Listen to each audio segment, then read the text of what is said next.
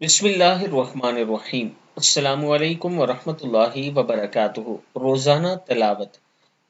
एक अदब यह है कि कुरान करीम की रोज़ाना तिलावत की जाए। तो रसूलुल्लाह सल्लल्लाहु अलैहि वआलिहि वसल्लम ने फरमाया, जो शख्स कुरान करीम की 200 आयात देखकर तिलावत करेगा, उसकी कब्र के इर्द गिर्द के 7 कब्र वालों के हक में इसकी शफात कबूल की जाएगी और अल्लाह ताला इसके वालिदैन के सर से भी अजाब हल्का कर देंगे, बेशक वो मुशरिक ही क्यों ना हो।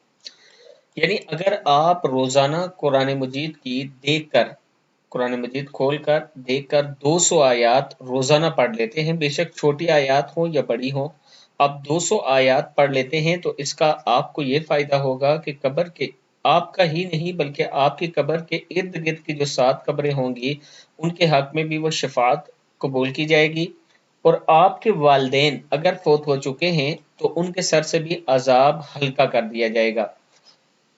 अल्लाह ताला के हुजूर ये दुआ किया करें कि अल्लाह ताला हम सबको वो काम करने की तौफीक दे जिससे हमारी दुनिया और आखिरत में कामयाबी हो।